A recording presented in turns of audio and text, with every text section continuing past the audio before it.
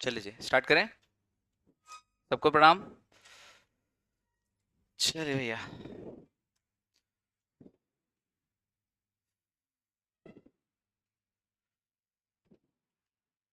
नए बच्चे बैठे हैं क्या इस क्लास में जो आज फर्स्ट डे जिनका? हाथ ऊपर करो। एक दो तीन चार पाँच, 5:30, 7:15 है, 7 8 10 बच्चे। देखो भाई, हम लोग यूपीएससी मेंस की तैयारी कर रहे हैं, प्रीलिम्स की। और यूपीएससी प्रीलिम्स की तैयारी में हम लोगों ने जनरल स्टडीज स्टार्ट किया था कल, बराबर? ठीक। और जनरल स्टडीज़ में सबसे पहले मैंने पढ़ाया था मॉडर्न इंडियन हिस्ट्री, जिसमें हमने गांधी जी के बारे में बात की थी। और गांधी जी के बारे में बात करने के बाद हमको समझ में आया था कि कोई दम वाली बात नहीं है। गांधी जी पे पूरी चर्चा हो चुकी है हमारी। अब मैंने जो आपको पिछले 15 16 दिन के अंदर जितना भी मॉडर्न इंडियन हिस्ट्री के ऊपर पढ़ाया है, उसका मेरे को एक प्रोजेक्ट रिपोर्ट तैयार चाहिए कल तक। अब जो नए बच्चे हैं, उनकी हेल्प करने के लिए कौन जिम्मेदारी ले लेके हम इनके साथ कोऑर्डिनेट कर लेंगे? प्लीज़ आप लोग कर लोगे?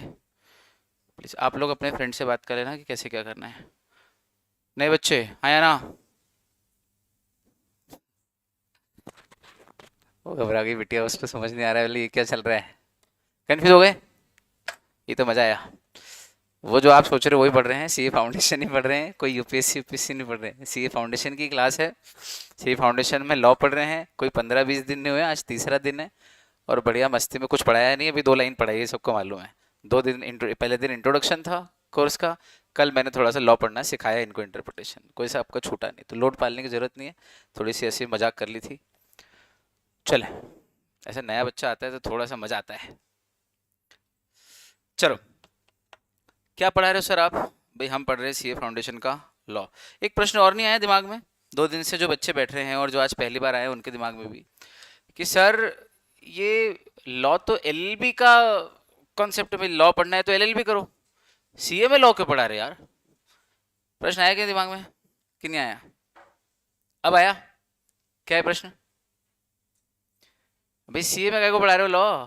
लॉ मतलब तो फिर हम लॉयर बन जाएंगे काला कोट पहन के, एलएलबी कर लेंगे। यहाँ क्यों लॉ पढ़े? हमको लगा था सीए में तो चार्टर्ड अकाउंटेंट तो अकाउंट्स होगा। चलो इकोनॉमिक्स समझ में आता है, बिजनेस स्टडीज टाइप का कुछ होगा, उस टाइप से होना चाहिए कॉमर्स का सब्जेक्ट। लॉ क्यों? तो इसका जवाब देना पड़ेगा। जवाब ये है कि सीए जो है सिर्फ अकाउंट्स थोड़ी देखता है। सीए देश का पूरा कॉरपोरेट सिस्टम, कॉरपोरेट जगत देखता है। सीए हमारे देश की इकोनॉमी की रीढ़ की हड्डी है, पूरी इकोनॉमी को स्टैंड करके रखता है, उसके ऊपर बलबूते। और जब इकोनॉमी चलती है तो इकोनॉमी को चलाने के लिए कानूनों की भी तो जरूरत होती है, क्योंकि कानून नहीं होंगे, लॉ का डंडा नहीं होगा, तो लोग सीधे तरीके से काम करने वाले नहीं है। लॉजिक समझ में आ रहा है? भाई मान लो कि कंपनीज एक्ट नाम का एक एक्ट है, वो ना हो तो भारत में कंपनीज कैसे चलेंगी? कोई रूल ही नहीं है। फिर तो कोई भी व्यक्ति कंपनी बनाएगा और मन मर्जी से चलाएगा, घोटाले करेगा, अंदर प्रॉफिट कम दिखाएगा, लोगों को चूना लगाएगा, लोगों से आईपीओ ला के पैसे ले लेगा, पैसे लेने के बाद खा के भाग जाएगा। बोले कोई कानून ही नहीं है, जो मर्जी आए वो करो। और ऐसे तो इकोनॉमी बार बार गिरती जाएगी। एक आदमी स्टॉक मार्केट में धोखाधड़ी कर दे तो पूरी इकोनॉमी गिर जाती है। सोचो कोई कानून ही नहीं हो और हर आदमी बेईमानी करता रहे, तो फिर तो क्या ही होगा देश का। तो कानून होना जरूरी है कि नहीं? अब अगर कानून होना जरूरी है और कानून होगा तभी देश ठीक से चलेगा, इकोनॉमी ठीक से चलेगी, और उस इकोनॉमी की रीढ़ की हड्डी अगर सीए है, तो सीए को भी तो कानून का ज्ञान होना जरूरी है कि क्या कानून है। अब सारे कानूनों का ज्ञान तो जरूरी नहीं है, क्योंकि अगर सीए को सभी कानून आने चाहिए तो फिर तो उसमें लॉयर में कोई अंतर नहीं रह जाएगा। लेकिन सीए को कम से कम उतने लॉज, उतने एक्ट्स, उतने कानून तो पता होने चाहिए जो देश की इकोनॉमी को चलाने के लिए, देश के बिजनेस को चलाने के लिए जरूरी है। बोलो हाँ। इसीलिए हमारे कोर्स में लॉ नाम का सब्जेक्ट है, जिसमें भी कौन सा लॉ है? बिजनेस लॉ है। क्रिमिनल लॉ नहीं है हमको, वो लॉयर काम करेगा उसके लिए। सिविल लॉ नहीं है, वो लॉयर का काम है। फैमिली लॉ नहीं है, तलाक वलाक कराने का काम, वो किसका काम है? लॉयर का। लेकिन बिजनेस लॉ वो है, कॉर्पोरेट लॉ वो है, इकोनॉमिक लॉ है। आया समझ में? इंटर में है कॉर्पोरेट लॉ और इकोनॉमिक लॉ, फाउंडेशन में बिजनेस लॉ है, फाइनल में भी इकोनॉमिक लॉ है। Concept clear? ऐसा तो जितने जरूरी है उतने लॉ के चैप्टर्स, लॉ के एक्ट्स हमारे कोर्स में है। अभी ये एक प्रश्न का जवाब आया। अब कल बड़े ही संक्षेप में, क्योंकि नए बच्चे हैं तो फिर मेरी जिम्मेदारी बनती है कि थोड़ा सा 2 मिनट का रिपीटेशन, 5 मिनट का। नए बच्चे ध्यान देना ताकि आपका पूरा रिवाइज हो जाए कल तक का। भाई इस हम जो एक्ट पढ़ रहे हैं उसका नाम है इंडियन पार्टनरशिप एक्ट। क्या नाम है? इंडियन पार्टनरशिप, शॉर्ट में लिख रहा हूं एक्ट, और ये बना था 1932 में। प्यार से हम इसको क्या बोलते हैं? आईपीए। और भी एक्ट है हमारे कोर्स में, एक और है, 6 एक्ट है, उनमें से 2 के नाम लिख रहा हूं। दूसरा है इंडियन कॉन्ट्रैक्ट एक्ट 1872, ये और पुराना है, जिसको हम प्यार से बोलते हैं आईसीए 1872। और एक और है सेल ऑफ गुड्स एक्ट, ये 1930 में बना था, इसको हम प्यार से बोलते हैं सोगा। इसके अलावा और भी बहुत सारे एक्ट है भारत में, लेकिन हमको कोर्स में कितने हैं? हमको कोर्स में है 6, है ना। एक नेगोशिएबल इंस्ट्रूमेंट्स एक्ट है, एक कंपनीज एक्ट है, एक एलएलपी एक्ट है। ये 4 5 6, ये कुल 6 एक्ट हैं। इन 6 में से अभी मैं इन 3 की बात नहीं कर रहा हूँ, अभी सिर्फ इन 3 की बात कर रहा हूँ, ठीक। अब इन 3 में भी मजे की बात यह है कि ये जो इंडियन कॉन्ट्रैक्ट एक्ट है, ये एक तरीके से इन सब का फादर है। क्यों फादर है? क्योंकि पहले यही एक्ट था, ये दोनों एक्ट थे ही नहीं। सेल ऑफ गुड्स भारत में अगर हो तो उसके सारे नियम कानून इंडियन कॉन्ट्रैक्ट एक्ट के ही सेक्शन 76 से 123 में लिखे थे, और पार्टनरशिप के नियम कानून इसी इंडियन कॉन्ट्रैक्ट एक्ट के सेक्शन 239 से 266 तक लिखे थे। गवर्नमेंट की वेबसाइट से पीडीएफ निकाल के देखी थी अपन ने ओरिजिनल एक्ट की, ठीक। तो इसका मतलब ये 3 एक्ट की जगह भारत में कितने एक्ट हुआ करते थे पहले? इन 3 की जगह कितने एक्ट हुआ करते थे? एक इंडियन कॉन्ट्रैक्ट एक्ट। इसका मतलब partnership was earlier part of Indian contract act only, sale of goods was earlier part of Indian contract act only, ठीक। ये भी हो गया, समझ में आ गया आपको? अब मजे की बात यह है कि जब कोई चीज इंडियन पार्टनरशिप, ध्यान से सुनना, जब कोई चीज इंडियन पार्टनरशिप एक्ट में लिखी हुई मिली लेकिन उसका अर्थ वहां पर समझ में ना आए, उसको डिफाइन नहीं किया गया है ठीक तरीके से, लेकिन उसी वर्ड को, उसी एक्सप्रेशन को, उसी टर्म को अगर इंडियन कॉन्ट्रैक्ट एक्ट में डिफाइन किया गया हो, तो फिर इंडियन कॉन्ट्रैक्ट एक्ट में जो मीनिंग, जो अर्थ दे रखा है वही अर्थ लगा लेना चाहिए। समझाता हूं। आप में से किसी के डैड बहुत गुस्से वाले हैं? एनीबडी? मैं नहीं बताऊंगा उनको। किसी के भी पिताजी गुस्से वाले नहीं है? आपके हैं? हाँ, नाम बोलो आपका। आपके पापा भी गुस्से वाले? बहुत? हाँ मतलब हाँ, सौम्या। तो सौम्या को ले लेते हैं अभी एग्जांपल में, चलो। तो सौम्या के डैड बहुत गुस्से वाले हैं, भयानक गुस्सा आता है मान लो, ठीक। तो सौम्या ने एक दिन, बताना मत अंकल जी को, है ना। सौम्या ने एक दिन मम्मी से पूछा कि यार ये इतना गुस्सा क्यों करते हैं यार, ये बिना बात के गुस्सा करते हैं, मतलब ऐसा लगता है दिन भर गुस्से में बैठे रहते हैं कि इधर कोई रीजन मिले और मैं चालू हो जाऊं, तो इतना गुस्सा क्यों करते हैं? तो मम्मी जी ने कहा, इनकी माता जी ने बोले, बेटा आज तक मैं भी नहीं समझ पाई कि ये इतना गुस्सा क्यों करते हैं।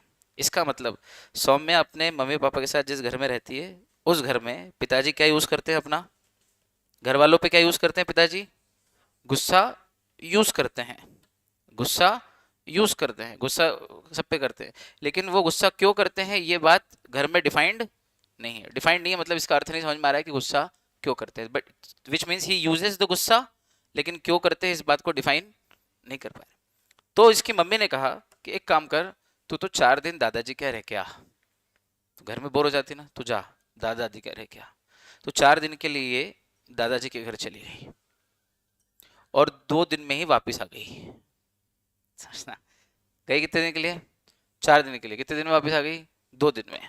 और मम्मी से बोलती कि मेरे को डिफाइन हो गया है, मेरे को अर्थ समझ में आ गया है कि पापा इतना गुस्सा क्यों करते हैं। बोले क्यों? बोले ये खानदानी है ऐसे सब, ये बता मत देना है ये मजाक है। बोले क्यों?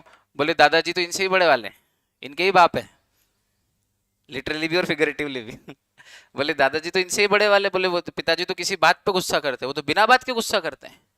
दादी जी उनके साथ 60 साल से कैसे रही मेरे को समझ में नहीं आ रहा।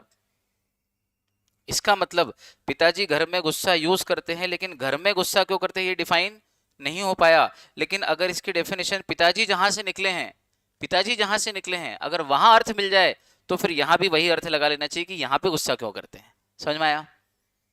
क्योंकि जो व्यक्ति जहां से निकलता है, ध्यान से सुनना, जो व्यक्ति जहां से निकलता है वहां की जड़ें, वहां का डीएनए, वहां का क्रोमोसोम, वहां के अंश तो उसके अंदर होते ही हैं। तो कभी जो जहां से निकला है वो यहाँ पे कुछ बोले और समझ में ना आए, तो वो जहां से निकला है वहां जाओ, और अगर वहां से समझ में आ जाए तो यही अर्थ यहाँ पे भी लगा लेना चाहिए। मैं समझाता हूँ, 2 मिनट का टाइम देना। इतना सुना आपने? इतना तो सुना? हाँ बोलो। अभी हाथों हाथ इसको प्रूफ करता हूं मैं। देखो,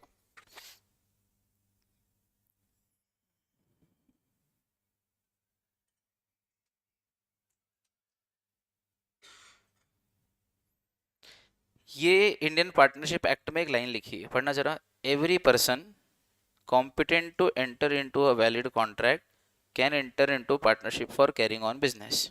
अभी देखो अपन प्रूव करेंगे इसको। लाइन पढ़ना जरा एक बार मन में।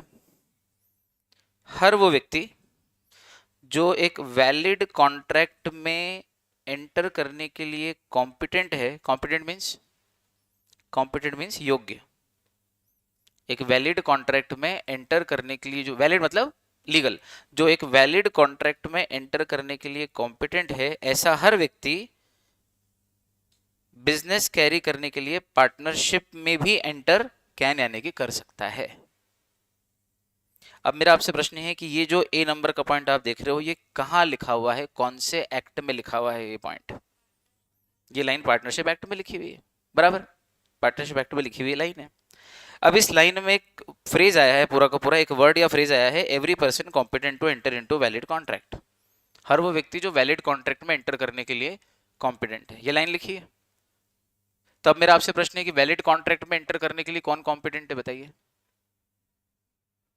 मालूम है क्या आपको? नहीं मालूम ना? मतलब क्या ये वर्ड, ये लाइन यूज हुई है इस एक्ट में? क्या ये लाइन पार्टनरशिप एक्ट में यूज हुई है? पर क्या इसको उन्होंने क्लियर किया, डिफाइन किया कि वो फिर है कौन, कौन है वैलिड कॉन्ट्रैक्ट में एंटर करने के लिए कॉम्पिटेंट? क्या ये लिखा है यहाँ पे? ये तो नहीं लिखा है। तो फिर हमको कैसे मालूम पड़ेगा कि वैलिड कॉन्ट्रैक्ट में एंटर करने के लिए जो कॉम्पिटेंट है वही पार्टनरशिप में बिजनेस करने के लिए पार्टनर बन सकता है? आपने ये वर्ड तो यूज कर लिया इस एक्ट में, लेकिन इसको डिफाइन तो किया ही नहीं, समझाया तो है ही नहीं। तो बोले एक काम करते हैं, अभी आपके सामने एक मजेदार काम करते हैं, देखो वापस से अपन फिर से खोल लेते हैं इंडियन कॉन्ट्रैक्ट एक्ट का बेयर एक्ट, वही गवर्नमेंट वाला।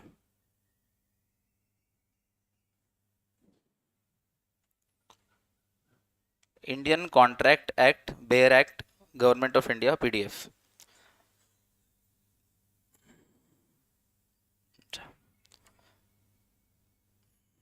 ठीक, आपके सामने गूगल से खोलिए अपन ने। अब इसमें ये कौन सा एक्ट है? अब कौन सा खोला? कॉन्ट्रैक्ट एक्ट है ना। इसमें अपन खोलते हैं सेक्शन 11। और 11 में क्या लिखा है देखना, ये 11 नंबर दिख रहा है लिखा हुआ, क्या हेडिंग है? Who are competent to contract, कि कॉन्ट्रैक्ट करने के लिए कौन लोग कॉम्पिटेंट है, कॉम्पिटेंट यानी योग्य है, कॉन्ट्रैक्ट करने की योग्यता किसमें है। पहली लाइन पढ़ो, every person competent to enter into contract फलाना ढिमका is of the age of majority. मतलब पहला तो ये कि वो किस कौन सी एज का होना चाहिए, मेजोरिटी की एज का होना चाहिए। मेजोरिटी की एज मतलब इधर से थोड़ा सा, कैसी है? बढ़िया।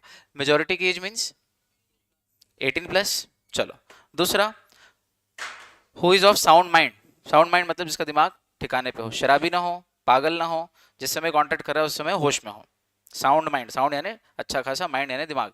दो, एंड तीसरा, not disqualified by law to which is subject, यानी कि वो लॉ के द्वारा डिस्क्वालिफाइड भी, मतलब उसको लॉ ने ही डिस्क्वालीफाई कर रखा है ऐसा नहीं होना चाहिए। जैसे कि जिसने क्राइम करके जेल में गया हुआ है वो डिस्क्वालीफाइड बाय लॉ है, जो इंसॉल्वेंट हो गया है वो डिस्क्वालीफाइड बाय लॉ है। समझ में आया? तो कितनी चीजें हो तो कोई व्यक्ति कॉन्ट्रैक्ट में एंटर करने के लिए योग्य बनता है? 3 चीजें। पहला तो वो मेजर होना चाहिए, दूसरा साउंड माइंड का होना चाहिए, और तीसरा लॉ के द्वारा डिस्क्वालीफाइड ना हो। ये तीनों चीजें अगर उसके अंदर है तो वो कॉन्ट्रैक्ट कर सकता है। क्या ये 3 बातें इंडियन कॉन्ट्रैक्ट एक्ट में लिखी हुई है? ठीक। तो कॉन्ट्रैक्ट करने के लिए कौन कॉम्पिटेंट है, ये बात इंडियन कॉन्ट्रैक्ट एक्ट में लिखी हुई है, ये बात पार्टनरशिप एक्ट में नहीं लिखी हुई है। तो अब वापस पार्टनरशिप एक्ट पे आओ, क्या लिखा है पार्टनरशिप एक्ट में? ये पार्टनरशिप एक्ट में लिखा हुआ है जो अपन पढ़ रहे हैं ना, क्या लिखा है? Every person competent to enter into valid contract can enter into partnership for carrying on business.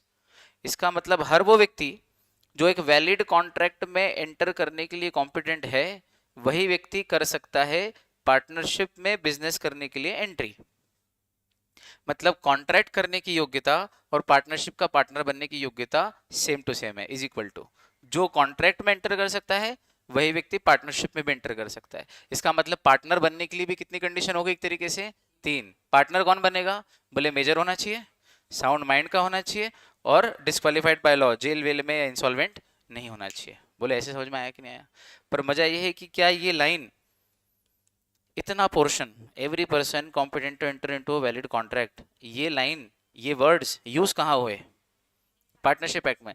पर इन वर्ड्स की डेफिनेशन कहीं हमको पार्टनरशिप एक्ट में नहीं मिली, तो इनकी डेफिनेशन हमने कहाँ देखी, तो जो डेफिनेशन वहां है वही यहाँ लगा ली। पूछो क्यों? क्योंकि इंडियन पार्टनरशिप एक्ट बेटा है और इंडियन कॉन्ट्रैक्ट एक्ट पिताजी हैं। तो बेटा अगर यहाँ पे कुछ करे इस घर में और इस घर में वो डिफाइन ना हो पाए, तो फिर दादाजी के घर जाके, क्योंकि बेटा जहां से निकला है वहां जाके देख लेना चाहिए, तो वहां से भी अर्थ निकल के आ जाता है। बोलो हाँ, प्रूवन। तो अगर लगे कि किसी हद को पार कर दिया है एक लाइन पढ़ाने के लिए, तो मुस्कुरा के सूचित करना मेरे को जब ये लाइन पढ़ लो आप, बराबर।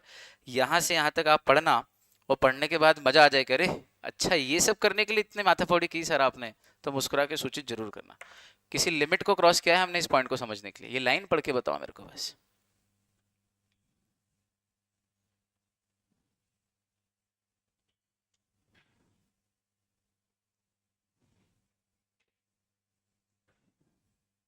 कितने अल्टीमेट सेटिस्फेक्शन के साथ ये लाइन पढ़ने में मजा आ रहा है कि हाँ यार, मतलब कुछ है ही नहीं इसके अंदर, तो इसके आगे पीछे का सब मालूम है हमको कि क्यों है ये लाइन ही क्यों है, बराबर, करेक्ट। क्या बोला, बोले वर्ड्स यूज्ड, शब्द जो यूज हुए, बट नॉट डिफाइंड, लेकिन डिफाइन नहीं हुए, किसमें, इन दिस एक्ट, मतलब पार्टनरशिप एक्ट में। पार्टनरशिप एक्ट में जो वर्ड यूज हुए लेकिन डिफाइन नहीं हुए, and defined in the Indian contract act, लेकिन डिफाइन कहाँ हुए, अगर इंडियन कॉन्ट्रैक्ट में डिफाइन हुए हैं, तो फिर those word shall have the meaning as per that act. तो फिर उन शब्दों का जो यहाँ यूज हुए पर डिफाइन नहीं हुए, और अगर उनकी डेफिनेशन इंडियन कॉन्ट्रैक्ट एक्ट में मिल जाए, तो जो दैट एक्ट यानी उस एक्ट में जो डेफिनेशन है, जो अर्थ है, वही अर्थ यहाँ भी लगा लेना चाहिए, shall have the same meaning as per that act. ये हुआ ना मजेदार। पर ये लाइन में आपको पढ़ाने का मेरे पास एक तरीका और था, पूछो क्या। ये अभी जो किया उसमें बहुत विस्तार था और उसमें बहुत लॉजिक था, और मतलब ग्रेटेस्ट लेवल ऑफ सेटिस्फेक्शन था, बराबर। इसको कैसे मैं मक्कारी कर सकता था वो बता दूं, 3-4 लाइनों में, कि बेटा देखो ये जो इंडियन पार्टनरशिप एक्ट है, ये पहले इंडियन कॉन्ट्रैक्ट एक्ट का ही पार्ट था, ठीक। तो उसमें से निकला है, तो अगर कोई ऐसा वर्ड आ जाए मान लो इंडियन पार्टनरशिप एक्ट में जिसका मीनिंग यहाँ नहीं समझ में आ रहा है, तो वहां से लगा लेना चाहिए। ये भी अच्छा ही पढ़ाया है, ये भी अच्छा ही पढ़ाया है, बोले ये जो एक लाइन में कर दिया है पूरा काम खत्म। लेकिन इसमें और जो अब आपको आता है उसमें लेवल ऑफ सेटिस्फेक्शन का 100 गुना अंतर है। अंतर समझ में आया?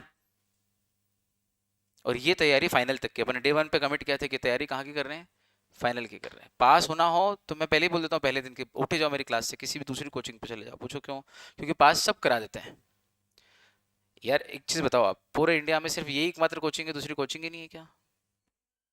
हजारों कोचिंग है, हर शहर में दो तीन कोचिंग है बड़े बड़े, और सबके बच्चे पास हो रहे हैं। 1-2 लाख बच्चे भारत में सीए के एग्जाम देते तो 20% बच्चे पास होते, तो 2 लाख बच्चों में से या 1 लाख बच्चों में से 20% पास हुए, मतलब 20,000 बच्चे पास हुए ना। हमने तो साल भर में कुल बच्चे 1000 पढ़ाए, 1500 पढ़ाए, तो बाकी बच्चे कहाँ से पास हो रहे, दूसरी जगह से हो ही रहे ना। लॉजिक में आया? तो कोई हम तोप तो है नहीं, दुनिया में कोई आदमी तोप नहीं है, लेट्स बी ऑनेस्ट। पास कराना बाएं हाथ का खेल है। इवन सेल्फ स्टडी वाले बच्चे भी ए आर लेके आ जाते हैं। सी फाउंडेशन कोर्स कोई दम वाली बात थोड़ी है। मजा तो तब है जब कुछ ऐसा जादू हाथ लग जाए कि इंटर और फाइनल का कॉन्फिडेंस भी फाउंडेशन में आ जाए और लगे कि यार ये है नया कुछ। आया समझ में? कि अब कॉन्फिडेंस ये है कि ऐसा फाउंडेशन निकालेंगे कि फिर उसके बाद इंटर भी नहीं रुकेगा और फाइनल भी नहीं रुकेगा, सब एक एक बार में खटक निकालेंगे, आज से बेस मजबूत करेंगे, तो मजा है पढ़ने का। उसके तो 60,000 50,000 है। रोज बोलूंगा एक बार, पहले ही बोल जाता हूँ, आखिरी दिन तक एक बार रोज बोलूंगा, बस 1.5 मिनट। वो बच्चे जानते हैं मैं रोज बोलता हूँ एक बार। चलो कोई बच्चा अगर जानता है मुझे पहले से या कभी अपन मिले हैं तो उस हिसाब से, चलो खैर। तो ये लाइन आ गई समझ में? आगे बढ़ूं? चलो अब आगे बढ़ते हैं। अगली डेफिनेशन किसकी? पार्टनर की। पढ़ाई स्टार्ट हो चुकी है अपनी। पार्टनर की definition, persons who have entered into partnership with one another are called partners individually, और तीसरी भी देखना एक साथ, फर्म की definition, persons who have entered into partnership with one another are called firm collectively. क्या ये डेफिनेशन सेम टू सेम है, बस एक शब्द का अंतर है? चेक करो, यहाँ पे इंडिविजुअली और यहाँ पे कलेक्टिवली, इन दो शब्दों को अगर एक तरफ रख दिया जाए तो बाकी दोनों डेफिनेशन सेम टू सेम है।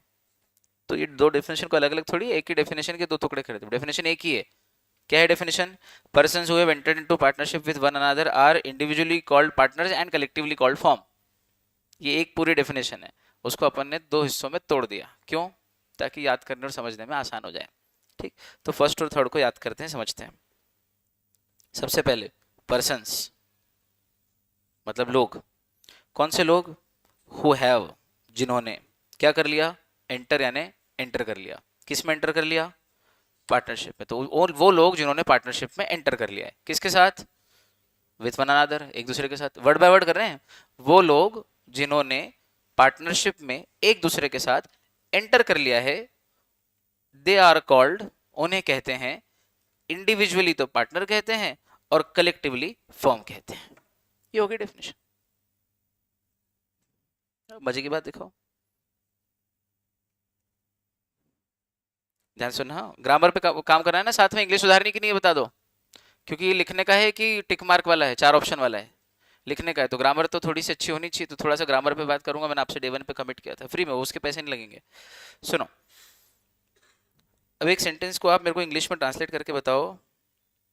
राज और सिमरन ने एक दूसरे से विवाह किया। ऐसे हिंदी में लिख दिया है, आप इसको इंग्लिश में ट्रांसलेट करो।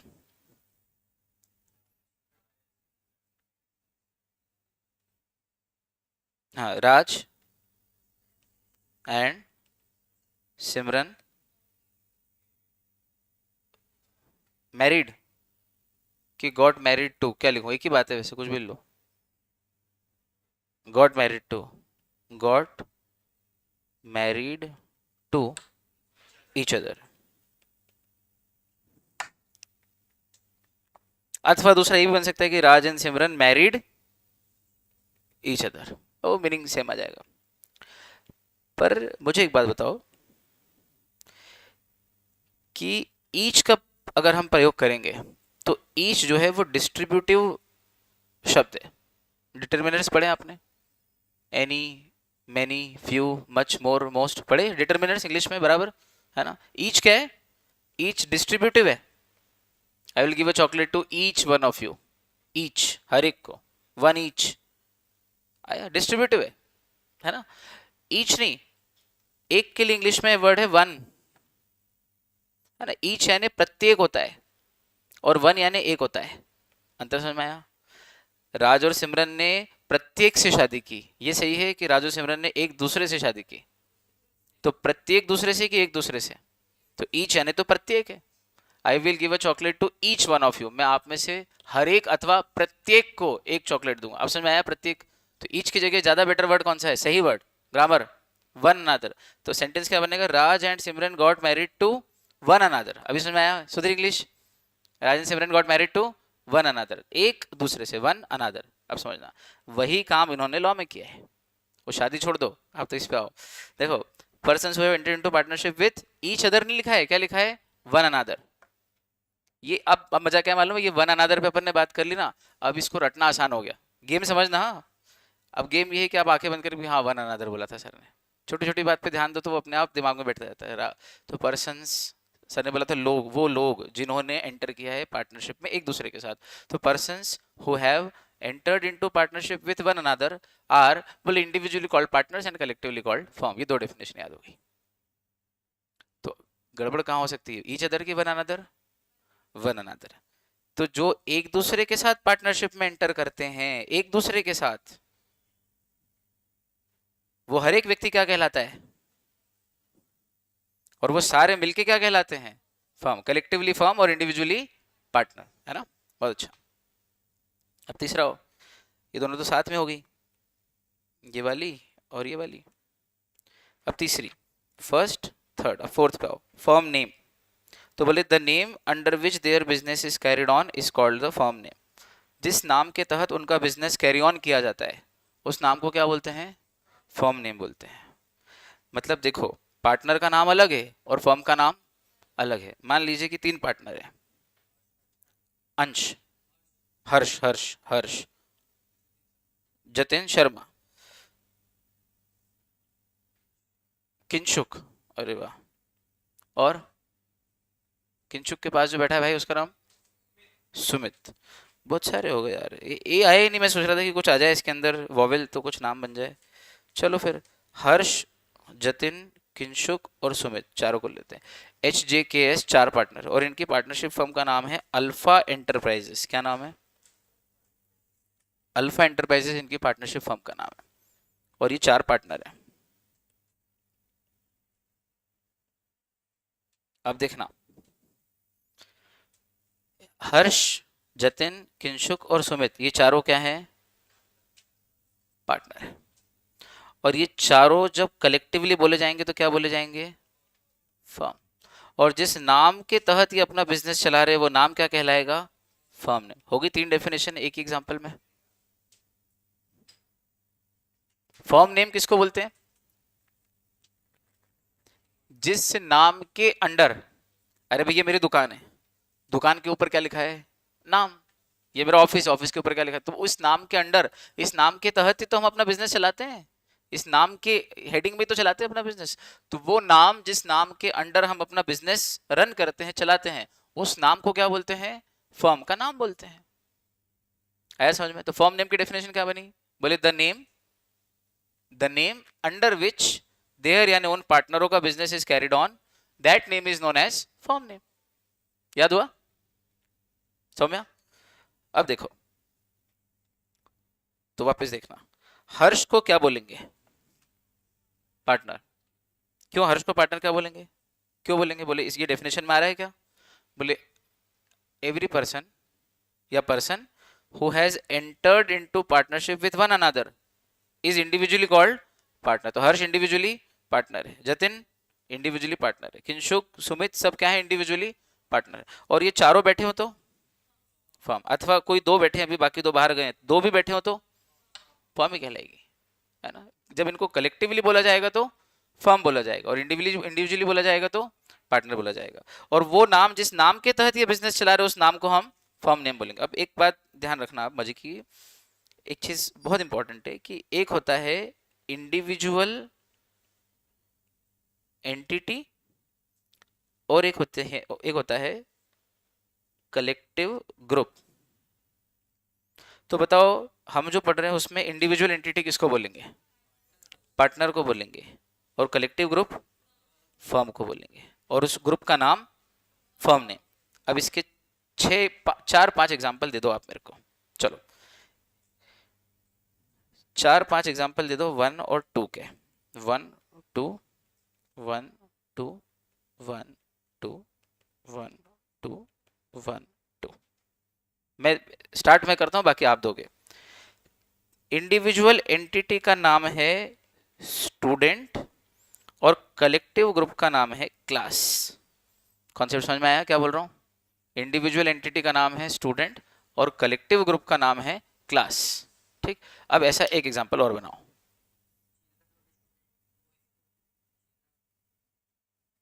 वो भी तो इसी से मिलता जुलता होगा थोड़ा सा, और अगर नया बना सको तो वो ठीक है, गलत नहीं है। बहुत बढ़िया। इंडिविजुअल एंटिटी का नाम है प्लेयर और कलेक्टिव ग्रुप का नाम है टीम। अब वो कोई सा भी गेम, क्रिकेट, फुटबॉल, कोई सा भी, बहुत बढ़िया, शार्प। अब बोलो तीसरा एग्जांपल। दिमाग को सही कर रहे हैं ना, विजडम क्रिएट कर रहे हैं। मैं वो पढ़ा के भी खत्म कर सकता था, पर इसमें अपना थोड़ा सा लॉजिक क्रिएट होता है। ये शार्पनेस डेवलप करने की, दिमाग को शार्प करने की एक्सरसाइज कर रहे हैं। तीसरा एग्जांपल दो।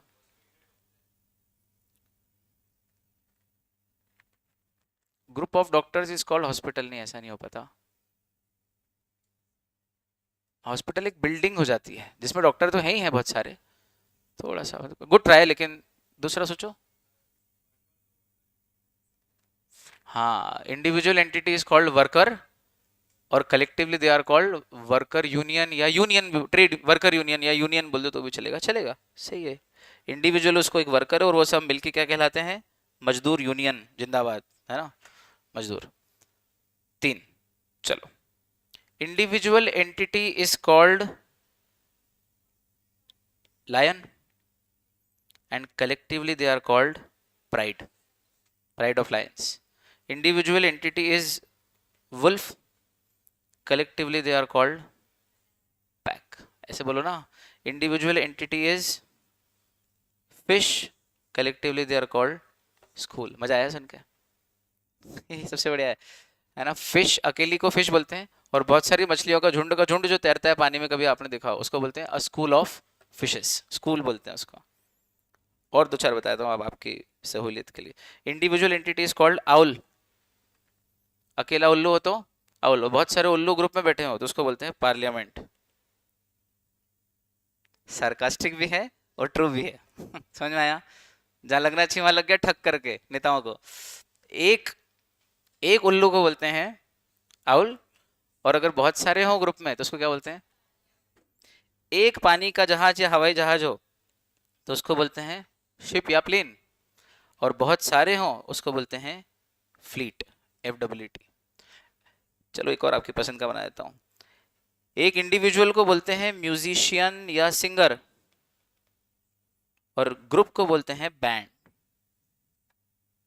बस अब मेरे हिसाब से काफी है, अपन ने 4-5 सोचे थे, 9 हो गए। कॉन्सेप्ट समझ में आया?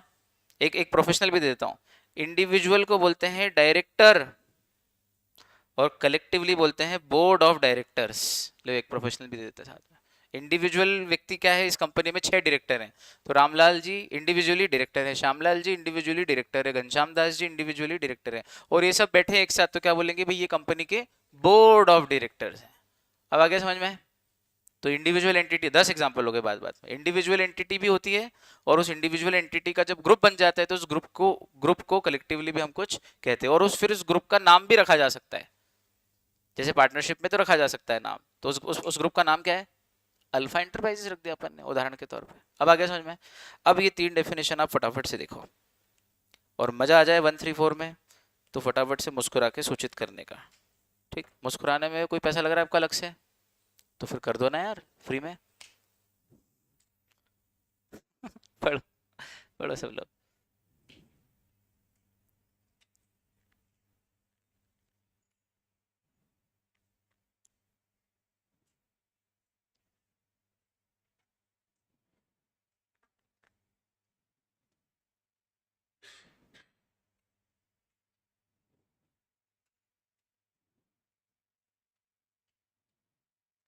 ऑनलाइन बच्चे, बहुत बढ़िया। अच्छा मैं देख नहीं पाया था, ऑनलाइन बच्चे भी लिख रहे थे। हाँ, शुभेंद्र, यशस्वी, इशिका, सुभद्र, सॉरी सुभद्र,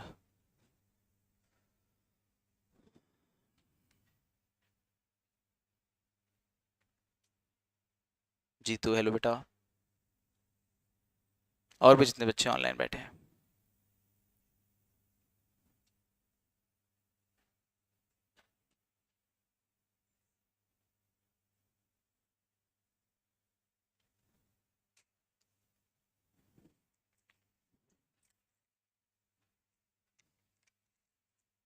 हेलो सुभद्र।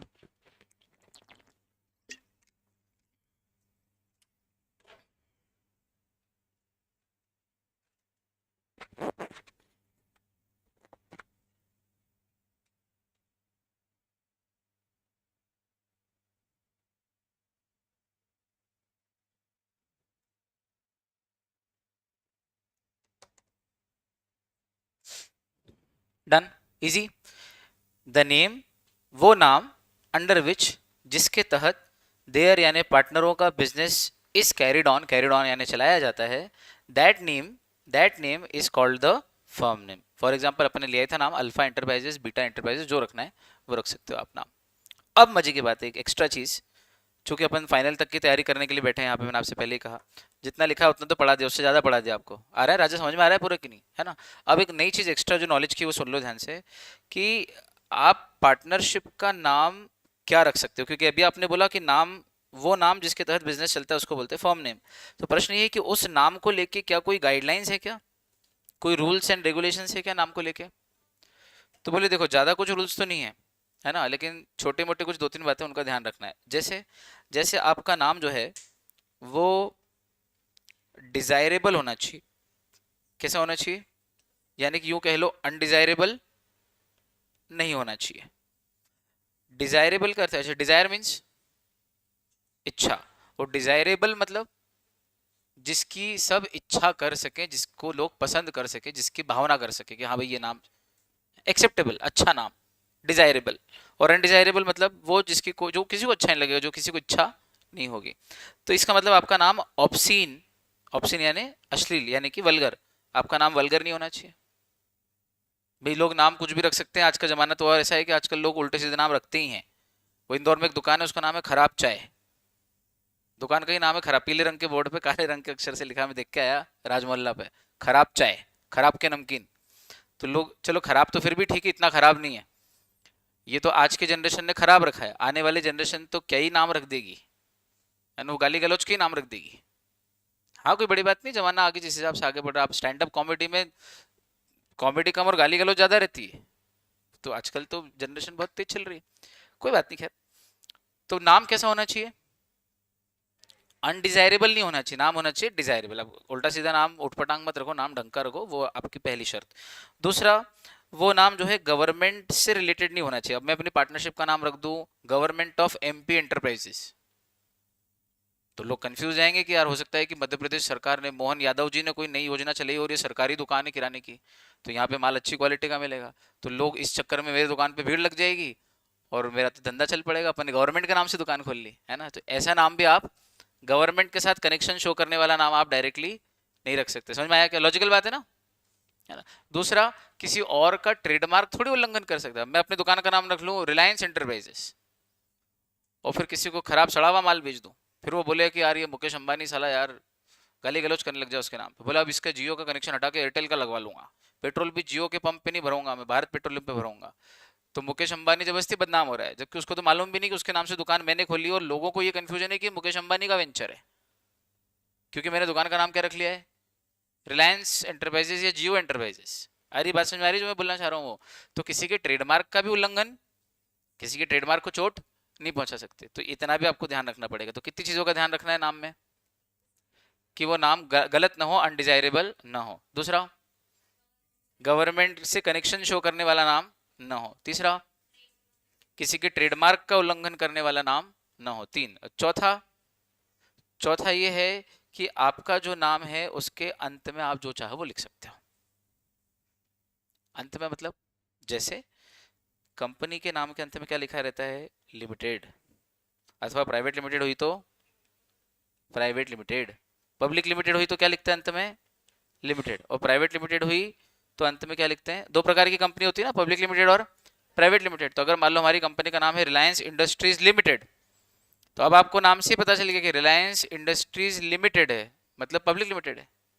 और मैंने कहा बड़जात्या बिल्डर्स प्राइवेट लिमिटेड, तो बड़जात्या बिल्डर्स, अच्छा प्राइवेट लिमिटेड मतलब ये प्राइवेट लिमिटेड कंपनी, मतलब या तो लिमिटेड लिखा हुआ मिलेगा नाम के अंत में, या प्राइवेट लिमिटेड लिखा हुआ मिलेगा। समझ में आया? किसके किसके नाम में, कंपनी के। तो कंपनी के नाम के अंत में कोई ना कोई सफिक्स लगता है कि नहीं लगता है, सफिक्स समझते हो ना, प्रत्यय, जो पहले लगे वो उपसर्ग, जो बाद में लगे वो प्रत्यय। तो कंपनी के नाम के पहले, लिमिटेड इंडस्ट्रीज रिलायंस है कि रिलायंस इंडस्ट्रीज लिमिटेड है, पहले लगता है लिमिटेड के बाद में लगता है अंत में। हाँ तो सफिक्स हुआ ना कि प्रीफिक्स हुआ, सफिक्स हुआ। तो कंपनी के नाम के अंत में लिमिटेड या प्राइवेट लिमिटेड लिखना कंपलसरी है, कंपलसरी है। अगर एलएलपी हुई तो लिमिटेड लाइबिलिटी पार्टनरशिप, एक बिजनेस का फॉर्मेट होता है ना एलएलपी करके, सुना है कभी? नहीं सुना? आज सुना?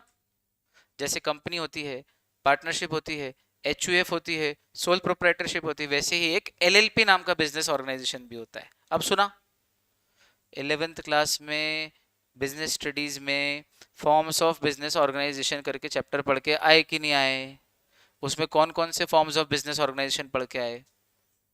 कंपनी, एचयूएफ या एचजेएफ, एक ही बात है, जॉइंट फैमिली, अनडिवाइडेड फैमिली, और पार्टनरशिप, सोल प्रोप्राइटरशिप, फिर स्टैट्यूटरी कॉर्पोरेशन, है ना। इस तरह के 5-7 ट्रेड यूनियन वगैरह, जो भी सोसाइटी, ट्रस्ट, क्लब, जो भी पढ़ा आपने, पढ़े इतने सारे। एलएलपी पढ़ा, उसमें एक नाम आया था, नहीं आया? आज सुन लिया। एक और बिजनेस ऑर्गेनाइजेशन का प्रकार होता है जिसका नाम क्या होता है, LLP, बोलो LLP। इसका फुल फॉर्म क्या है? Limited liability partnership. ये भी पढ़ाएंगे अपने कोर्स में, LLP एक्ट, चिंता मत करो मैं ही पढ़ाऊंगा। तो ये जो लिमिटेड लाइबिलिटी पार्टनरशिप है, इसके भी नाम के अंत में क्या लिखना पड़ता है? इसके नाम के अंत में सफिक्स लगाना पड़ता है LLP। तो अगर मान लो मैंने और हर्ष ने मिलके एक LLP खोली, SH ऑयल मिल्स, ये हमारा धंधा है, तो इसके नाम के अंत में आएगा LLP। कैसे लिखेंगे बोर्ड पे? जब बोर्ड लगाएंगे तो कैसे लगाएंगे? SH oil mills LLP। Letter pad पे जब हेडिंग बनाएंगे तो कैसे बनाएंगे? SH oil mills LLP। तो अंत में LLP लिखना कंपलसरी है। अंत में अगर अगर LLP है तो, और अगर कंपनी है तो लिमिटेड या प्राइवेट लिमिटेड लिखना कंपलसरी है, जैसी भी कंपनी वैसी। लेकिन पार्टनरशिप में नाम के अंत में सफिक्स के रूप में क्या लगेगा, इसकी कोई गाइडलाइंस नहीं है। आपको नाम के अंत में जो लगाना है लगा लो, और जो नहीं लगाना है तो मत लगाओ कुछ भी। मतलब ये कि मेरी पार्टनरशिप फर्म का नाम अगर अल्फा एंटरप्राइजेज है तो भी चलेगा, अल्फा एंड एसोसिएट्स है तो भी चलेगा, सिर्फ अल्फा रख लो, अल्फाज, तो भी चलेगा, अल्फा ट्रेडर्स रख लो तो भी चलेगा, अल्फा पान सेंटर रख लो तो भी चलेगा, कॉर्नर में दुकान है तो कॉर्नर रख लो तो भी चलेगा, अल्फा पान सदन रख लो तो भी चलेगा, अल्फा प्रोविजन स्टोर्स रख लो तो भी चलेगा। जो रखना है रख लो, नाम के अंत में क्या आएगा? अल्फा एंड सन्स रख लो, अल्फा एंड ब्रदर्स रख लो, अल्फा एंड सिस्टर्स रख लो। नाम के अंत में क्या आएगा, इसकी कोई रूल कोई गाइडलाइन नहीं है, जैसा चाहे वैसा नाम रख सकते हो। ये समझाने का अभिप्राय है, इंटेंशन है। समझ में आई क्या बात? तो बोलो, पार्टनरशिप के नाम को लेके LLP। सर वो उल्लू बनाते हैं, नहीं जाना सर उसे, मुझे चाय पीने पर 500 का नमकीन चिपका दिया था। अच्छा, खराब चाय वाले ने जीतू? अरे बाप रे। व्हाट इज LLP पूछा है मुझसे तनिषा ने। आपको भी वैसे मैंने कहा मैं पढ़ाऊंगा, पूरा चैप्टर ही आएगा वो तो अपने को, फिर भी शॉर्ट में बताता हूँ। ये एक ऐसा पार्टनरशिप का ही एक नया वर्जन है जिसमें कुछ फीचर्स पार्टनरशिप के लिए गए हैं और कुछ फीचर्स कंपनी के लिए गए हैं। जैसे कंपनी में मेंबर्स की क्या होती है? लिमिटेड लाइबिलिटी, सुना है ना आपने? कंपनी के फीचर्स में एक लिमिटेड लाइबिलिटी है, तो वो लिमिटेड लाइबिलिटी वाला फीचर कंपनी से लिया और बाकी बहुत सारे फीचर पार्टनरशिप से भी लिए, और दोनों का हाइब्रिड एक नया फॉर्म तैयार कर दिया है LLP, जिसमें आप लिमिटेड लाइबिलिटी के साथ भी अपनी पार्टनरशिप फॉर्म चला सकते हो। जबकि पार्टनरशिप जो है, जो नॉर्मल पार्टनरशिप है, उसमें लाइबिलिटी कैसी होती है?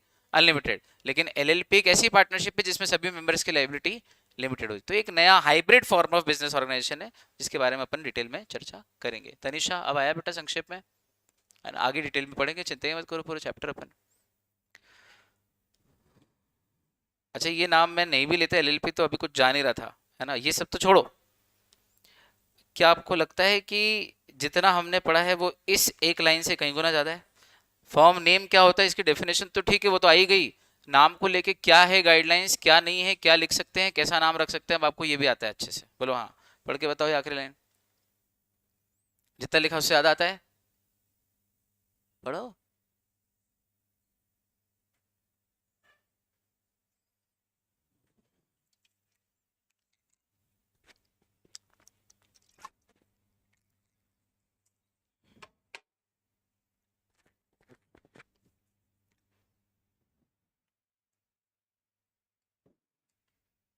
क्लियर? चलो एक और करते हैं। Second point, the following persons are not deemed to be partners. पहला, members of HUF carrying on family business। दूसरा, a Burmese Buddhist husband and wife carrying on a business। जड़ खोद दें इसकी, जड़ खोद दें, डिटेल पे चले जाए, अंदर पढ़े। सुनो, इंग्लिश लैंग्वेज में एक वर्ड है डीम, जिसके दो अर्थ होते हैं। एक तो होता है देना या लेन देन के सेंस में होता है, लेना देना, और दूसरा होता है मान लेना। मान लेना मतलब अज्यूम करना, ठीक। अब चूंकि शब्दों के कई अर्थ होते हैं, ये तो पक्का है कि एक शब्द के कई अर्थ हो सकते हैं। ऐसे कोई दो शब्द आप जानते हो जो डबल मीनिंग है? डबल का ट्रिपल मीनिंग भी हो सकते हैं, जमाना तो इतना आगे बढ़ गया है। कोई ऐसे दो वर्ड बता सकते हो जो डबल या ट्रिपल मीनिंग है? ज्यादा खुश मत हो, मैं आप जो सोच रहे हो वैसे शब्द यूज ही नहीं करूंगा।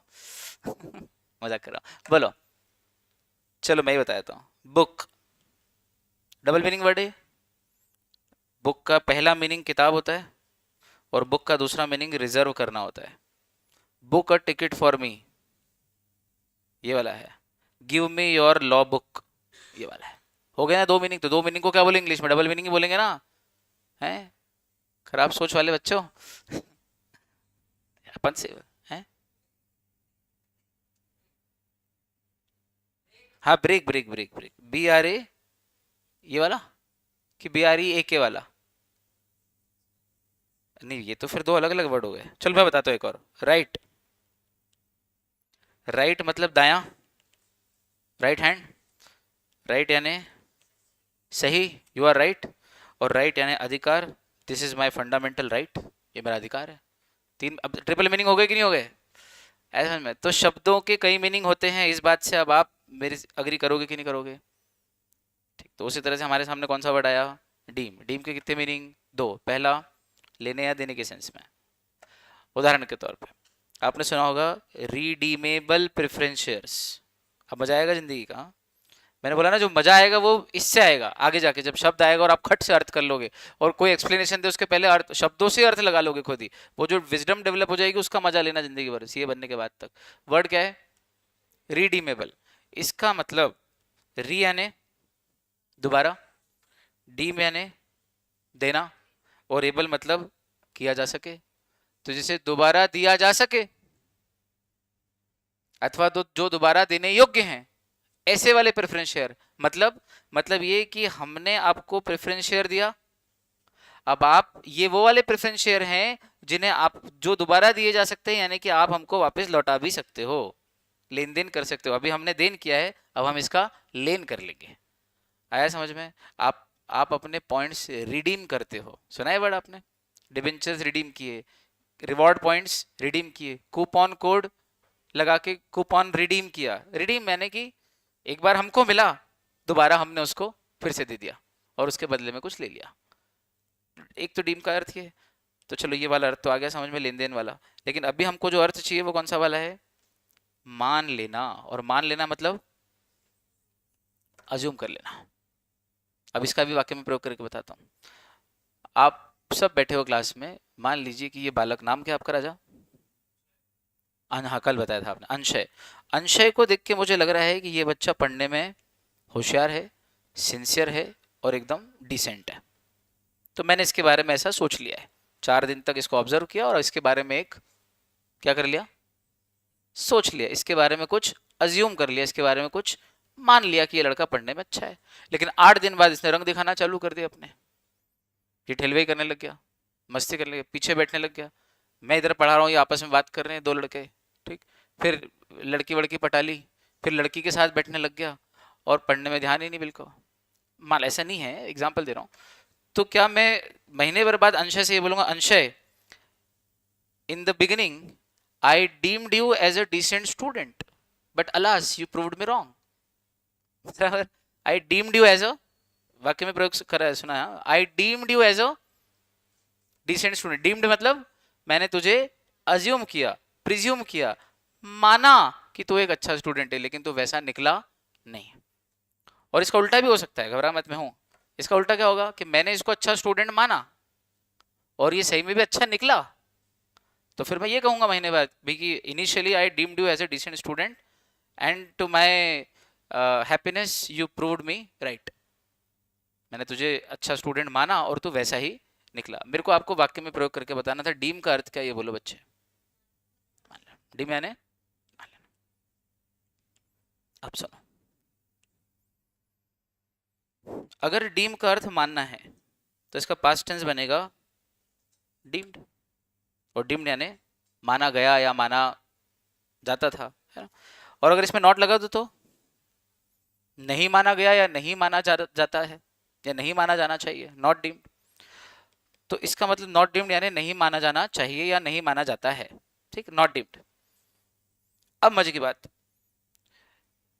अगर कोई लड़का लड़की बाइक के ऊपर चिपक के बैठ के जा रहे हैं, एग्जाम्पल को एग्जाम्पल की तरह लेना, ज्यादा बह मत जाना उसमें।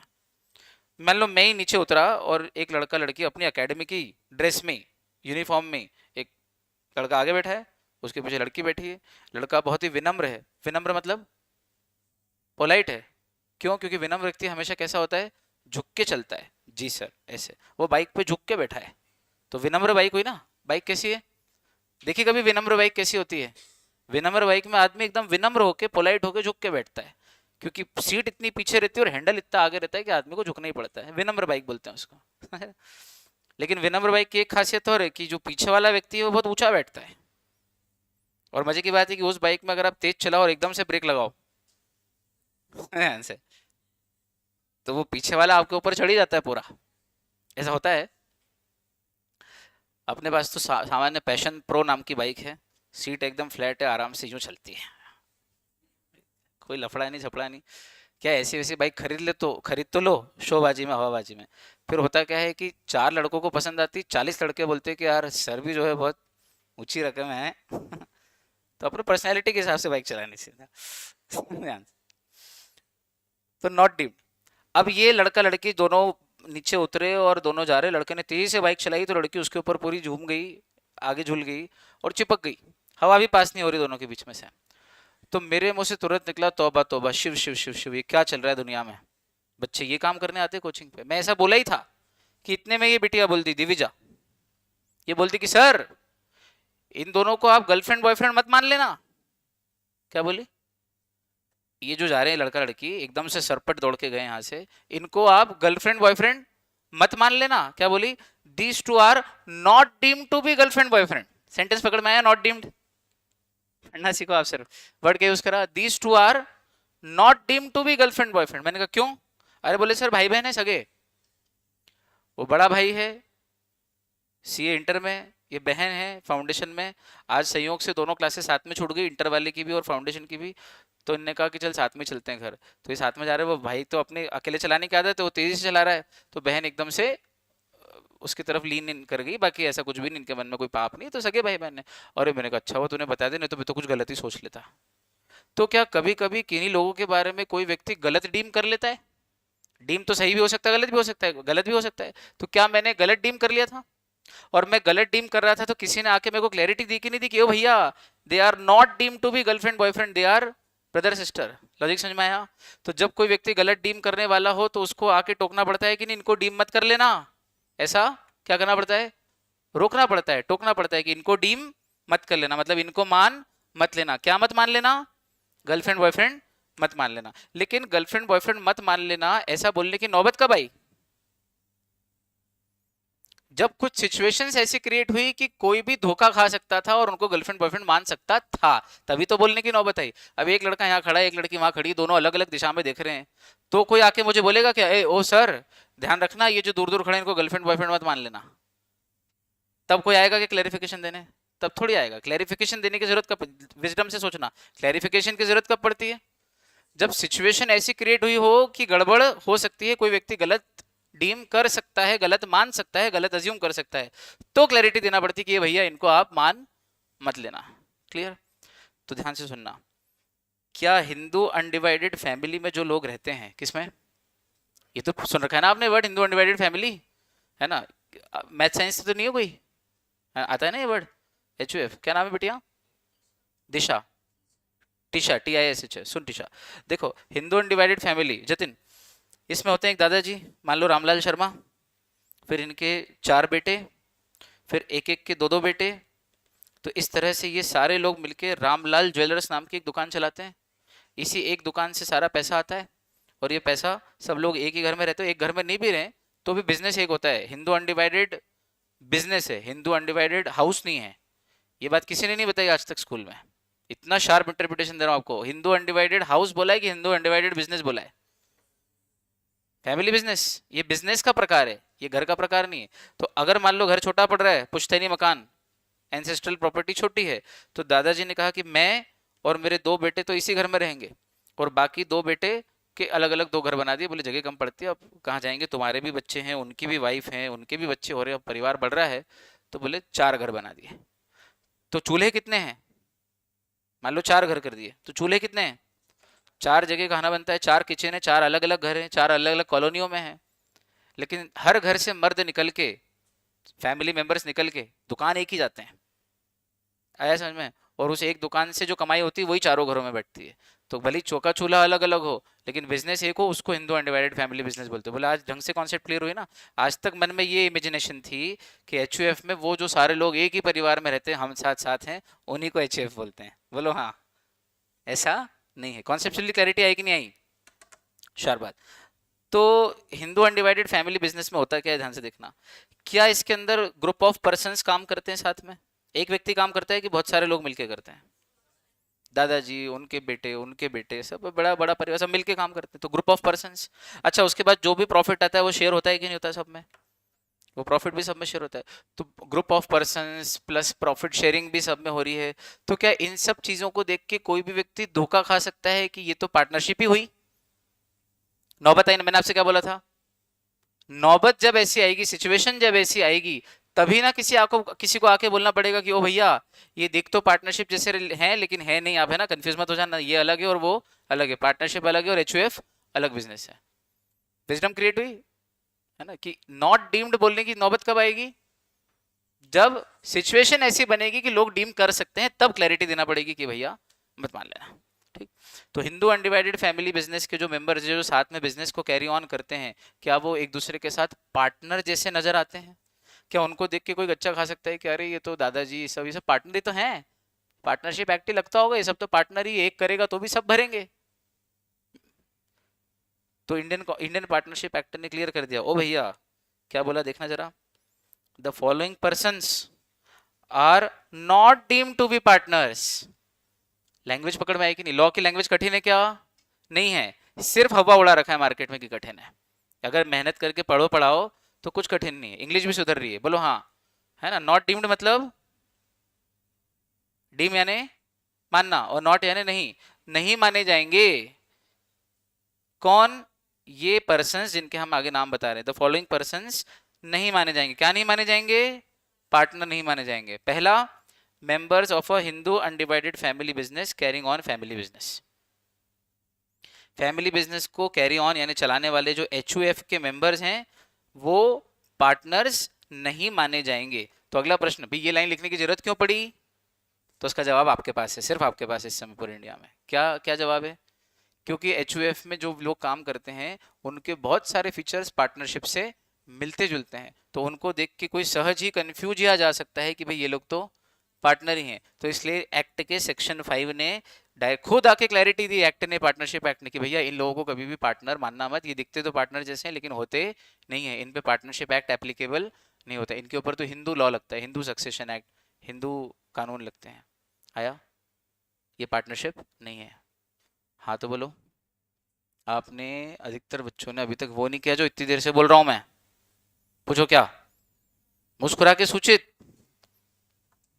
ये पैसे लग रहे हैं क्या? फिर पूछ रहा हूँ, पैसे लग रहे हैं क्या? छोटी चीजें सस्ती सरल एकदम करके बताओ। ब्रश करके आए तो दांत दिखाओ ना भाई। हाँ, सुनो, ऐसे मेरी बात सुनो, माहौल बना के पढ़ना है कि एकदम प्लेन बोर कर दूं? अच्छा लगना चाहिए ना, जिंदगी में बैठे हैं तो पढ़ने आए, इतने पैसे दिए हैं तो कम से कम खुशी तो होना चाहिए। अपन पिक्चर देखने जाते हैं, 200-300 की टिकट लेते हैं, कभी 500 की हो जाती है धुरंधर 2। अभी आएगी धुरंधर की सेकंड पार्ट, तो महंगी आएगी उसकी टिकट शुरू में। तो अपन काय के लिए जाते हैं? ये भी खुशी होना चाहिए यार, देख के अच्छा लगे। तो यहाँ कितने पैसे भरे आपने? 50-60 हज़ार भरोगे, जितने ही भरोगे, तो खुशी तो होना चाहिए ना जिंदगी में। सुनो खैर, तो पहला तो समझ में आ गया। दूसरा, फॉलोइंग मतलब एक थोड़ी, पहला भी और दूसरा भी। दूसरा क्या लिखा है? A Burmese Buddhist husband and wife carrying on a business. इसका क्या अर्थ है? तो देखो भाई यार, जो जापान में रहता हो उसको क्या बोलते हैं? जल्दी करो, हाँ। जो जापान में रहे वो जापानीज, जो लेबनान में रहे वो लेबनीज, जो पोर्चुगल में रहे वो पोर्चुगीज, ठीक, नेपाल में रहे वो नेपालीज, चाइना में रहे वो चाइनीज। उसी तरह से जो बर्मा में रहे वो बर्मीज। पहला वर्ड क्लियर हुआ? बर्मा एक देश है, उस देश को बिलोंग करने वाले लोगों को क्या बोलते हैं? बर्मीज। बर्मा का आजकल नाम नाम चल रहा है म्यांमार। ये पुराना नाम है बर्मा, आजकल जो नया नाम है वो क्या है? म्यांमार। तो सुना होगा आपने, है ना? इंडिया की बॉर्डर्स पे ही है वो, आउटस्कर्ट्स पे ही है। Myanmar was part of India until 1937। ये मजे की बात। 1937 तक म्यांमार किसका पार्ट था? इंडिया का। आपको मालूम है ये सारे देश, अफगानिस्तान, पाकिस्तान, बांग्लादेश, म्यांमार, इवन श्रीलंका, ये सब इंडिया का ही पार्ट था। वो पर हिंदू कुश पर्वत श्रृंखलाओं तक पूरा इंडिया था, अगर आपको मालूम हो तो। इतना तो प्राचीन इतिहास पढ़ रखा है अपन ने, बराबर। तो ये सब समय समय पे टूट तो गए इंडिया से। तो Myanmar was part of India until 1937। और एक्ट कब आया हमारा, पार्टनरशिप एक्ट? 1932 में। अब लॉजिक समझ में आया, कनेक्शन समझ में आया? 1932 में एक्ट आया है। तो जिस समय एक्ट आया था उस समय ये एक्ट म्यांमार पे भी लागू होता था, ठीक। लेकिन 37 में जब म्यांमार अलग ही हो गया तो फिर बात ही खत्म हो गई, फिर तो वो देश ही दूसरा बन गया। लेकिन तब तक तो Myanmar was part of India, तो इंडियन पार्टनरशिप एक्ट पूरे इंडिया पे लगता था। और इंडिया में तो म्यांमार भी आता है, तो इंडिया पे भी लगता था। तो म्यांमार में भी अगर कोई पार्टनरशिप फर्म बनाता था तो उसको पार्टनर ही बोलते थे। और मजे की बात, चूंकि Myanmar was part of India, तो राजस्थान, गुजरात, महाराष्ट्र, कर्नाटक जो राज्य हैं, यहाँ के लोग म्यांमार जाया करते थे व्यापार करने, क्योंकि वो इंटर स्टेट ट्रेड था, इंटरनेशनल ट्रेड नहीं था, भारत का ही ट्रेड था, इंटरनल। और म्यांमार के लोग भी इंडिया आया करते थे, बोलो हाँ। तो म्यांमार में तो होता ही रहता था व्यापार। अब होता ये था कि यहाँ का आदमी, मान लो राजस्थान, मध्य प्रदेश, कर्नाटक का आदमी जब म्यांमार जाता था, म्यांमार मतलब किसी दूसरे देश या इंडिया के ही किसी स्टेट में, उस समय इंडिया के ही किसी स्टेट म्यांमार में जाता था, तो चूंकि म्यांमार एक ऐसा प्रदेश है जहां पर बुद्ध धर्म को मानने वाले लोगों की संख्या ज्यादा है, वहां पे बुद्धिज्म ज्यादा फैला। तो म्यांमार में यानी कि बर्मा में रहने वाले यानी कि बर्मीज, और बुद्ध धर्म को मानने वाले यानी कि बुद्धिस्ट। और मजे की बात है कि जो बुद्ध धर्म को मानने वाले थे वो थोड़े से मॉडर्न थे उस जमाने के हिसाब से। अपने क्या होता है, अपने ये होता था आज से 50-100 साल पहले जब एक्ट आया था, तब 100 साल मान लो, क्या होता था कि महिलाएं चौका चूल्हा संभालती थी, बच्चे पैदा करती थी, बच्चों को बड़ा करती थी, पुरुष ही बाहर निकलता था घर से। और उसके पीछे का रीजन ये था कि उसके पहले के जो 500-700 साल थे, वो इतना आक्रमण हुआ है हमारे ऊपर, मुगल आए, एक्स आया, वाई आया, जेड आया, कि जिसके कारण हमारी महिलाएं बहुत असुरक्षित थी। घर से बाहर निकले, कहीं जाए काम करने, हस्बैंड इधर गया, वाइफ उधर गई, और कहीं कोई उधर से घोड़े पे बैठ के कोई आक्रमणकारी आया और उठा के ले गया, मार के ले गया। रानी पद्मिनी का किस्सा अपने को मालूम है, बोलो कितनी सारी महिलाओं ने जोहर करा। तो हमारे पुरुषों ने उस समय की एक गाइडलाइन बनाई कि भाई महिलाओं को सुरक्षित रखना बहुत जरूरी, तो तुम घर में रहो, बाहर का काम हम संभाल लेंगे। ये उस समय की एक व्यवस्था थी, बराबर। लेकिन जैसे ही ये सब कुछ दौर गुजरा और अब देश में सिक्योरिटी, सेफ्टी, हम सोवरेन है, तो देख लो महिलाएं आ रही, बढ़िया आगे बढ़ रही, पढ़ रही, लिख रही, कमा रही, और पुरुषों से आगे बढ़ रही बहुत जगह, इसमें कोई दिक्कत नहीं है ना। लॉजिक समझ में आया क्या बोल रहा हूँ? वो एक समय की बात थी, उस समय की वो जरूरत थी, इस समय सब कुछ सही चल रहा है, बराबर ना, ठीक। तो अब मजे की बात यह है कि हमारे यहाँ के लोगों ने महिलाओं को तो घर में देखा जिंदगी भर चौके चूल्हे में, लेकिन यहाँ का आदमी जब म्यांमार जाता, बस सर एक मिनट, यहाँ का आदमी जब म्यांमार जाता तो म्यांमार में क्या देखता कि यार वहां तो लेडीज जेंट साथ में काम कर रहे हैं, दुकान पे साथ में बैठे हैं और साथ में व्यापार कर रहे हैं, और जो पैसा आता आपस में बांट भी लेते हैं। तो यहाँ का आदमी देख के क्या कंफ्यूज हो जाता कि यार दो लोग साथ में काम कर रहे हैं, प्रॉफिट भी शेयर कर रहे हैं, और मतलब ये तो पार्टनर हो गए। तो वो क्या सोच लेता है कि इनके ऊपर क्या एप्लीकेबल हो रहा है, पार्टनरशिप एक्ट एप्लीकेबल हो रहा है, और ये पार्टनर है। तो लॉ ने कहा वो नहीं भैया, ये कोई पार्टनर वार्टनर नहीं है, ये तो जो भी है वो हस्बैंड ही है, बस वाइफ उसका हाथ बटा रही है। वो बर्मा में रहने वाले बुद्ध धर्म को मानने वाले हस्बैंड वाइफ का ऐसा एक पैटर्न है कि वो साथ में काम करते हैं, लेकिन they are not called as partners. पर चूंकि सिचुएशन ऐसी आ रही है कि आप उनको पार्टनर मान लोगे, इसलिए लॉ को क्लैरिफाई करना पड़ता है कि नॉट डीम्ड, ए भैया पार्टनर मान मत लेना। अब पढ़ने मजा आया कि नहीं आया? लाइन पढ़ो क्या लिखी है, एकदम क्रिस्टल क्लियर है कि नहीं हर पॉइंट, विद इतिहास, हिस्ट्री, सिविक्स, ज्योग्राफी, है ना। पढ़ के देखो। एक तो हिंदू अनडिवाइडेड फैमिली के मेंबर्स जो फैमिली बिजनेस कैरी ऑन कर रहे हैं वो भी पार्टनर जैसे लगते हैं, लेकिन है नहीं। उसी तरह से बर्मा देश में रहने वाले बुद्ध धर्म को मानने वाले जो हस्बैंड एंड वाइफ हैं, जो साथ में बिजनेस करते हैं, वो भी पार्टनर जैसे दिखते तो हैं, लेकिन वो पार्टनर है नहीं। उनको पार्टनर मान मत लेना। क्या बोला? मान मत लेना, क्योंकि दिखते तो हैं लेकिन है नहीं। ये लड़का सीधा दिखता तो है लेकिन है नहीं। उदाहरण देना, समझ में आया? चलो भाई, तो अपने दो दो दो हेडिंग पूरी हो गई। अब व्यवस्थित यहाँ से स्पीड भी अपनी सेटल हो गई, अब है ना, अब अच्छे से समझ में आ रहा है पूरा। कितनी हेडिंग हो गई अपनी भैया? A1 और A2 डन। कल से डेफिनेशन ऑफ पार्टनरशिप A3 चालू करेंगे। तब तक के लिए bye bye, take care and keep smiling. Copy बना लो लॉ की, एक छोटी सी 60 पेज की, 60-80-100 पेज की कॉपी बना लो एक। आज घर जाके एक कॉपी खरीद लेना, उस पर लिख देना अपना नाम जो भी है, और business law writing practice copy. फिर कल बताएंगे कि कैसे क्या काम चलेगा आगे अपना, ठीक। तब तक के लिए enjoy yourselves, bye bye, take care and keep smiling.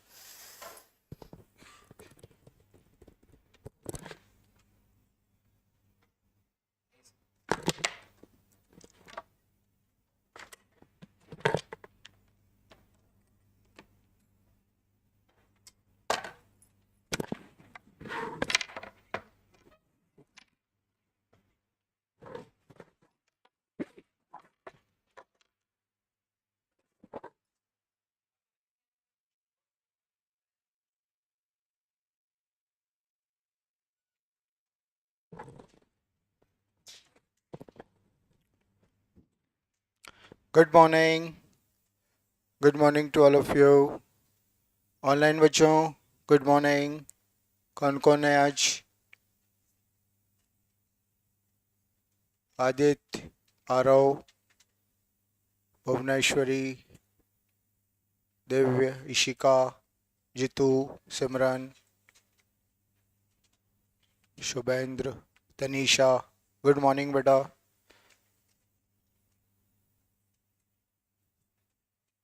विशाल, यशस्वी।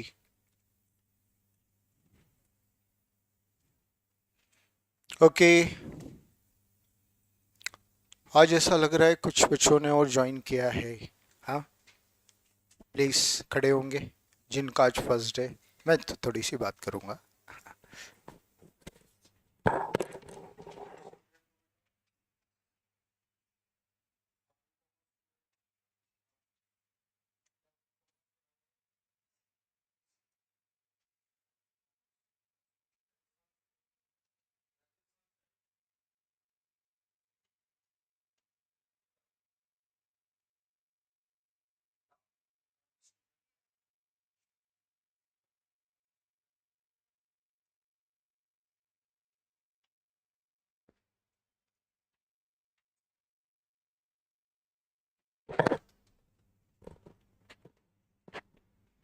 तो बेटा जी, हम हम्म, दो क्लासेस ले चुके हैं। परसों में तो सिर्फ इंट्रोडक्शन हुआ था, कुछ बहुत ज़्यादा पढ़ाई हमने की नहीं थी। कल जो मैंने आपको समझाया था वो था मीनिंग ऑफ अकाउंटिंग, जिसको थोड़ा सा रिकैप करके हम आगे बढ़ जाएंगे।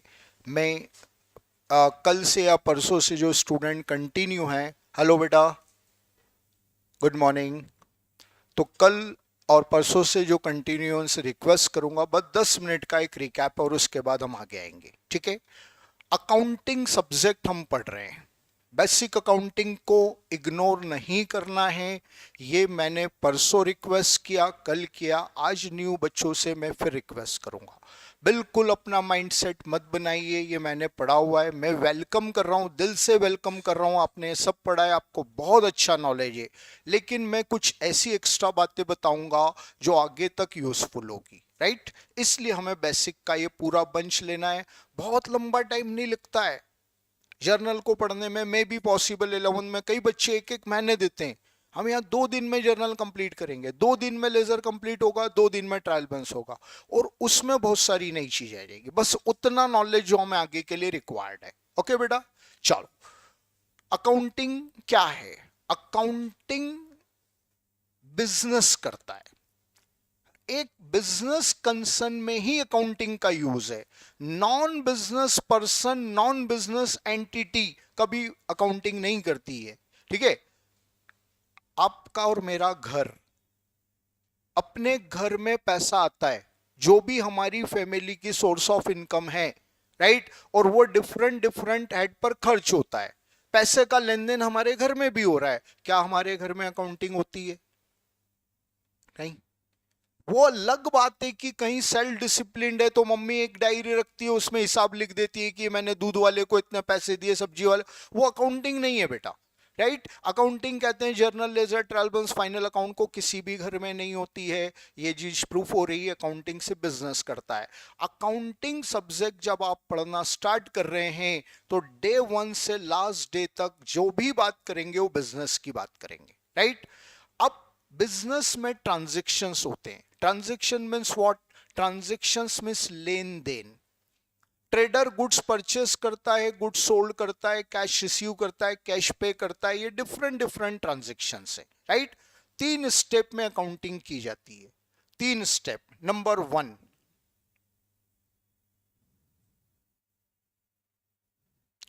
बेटा अकाउंट्स एमपी मतलब Manoj Prajapat sir, account RM means Ranjan Mittal, ठीक है। ये हमारा अपना टीचर्स का पीरियड के अकॉर्डिंग चलता है। आप नॉन कॉमर्स स्टूडेंट हैं, ठीक है, तो आपको सब कुछ समझ में आएगा। थोड़ा सा पैशन रखकर पढ़ते जाइए। हाँ जी। Number 1, recording. Recording means transactions को नोट कर लेना। बिजनेस में एक साल में हजारों ट्रांजैक्शंस होते हैं और उन सभी ट्रांजैक्शंस को ईयर एंडिंग डेट तक याद रखना है, राइट। बड़ी क्वांटिटी है ट्रांजैक्शंस की, ओरली याद नहीं रह पाएंगे, राइट। याद रखने के लिए, मेमोराइज करने के लिए ट्रांजैक्शंस को नोट डाउन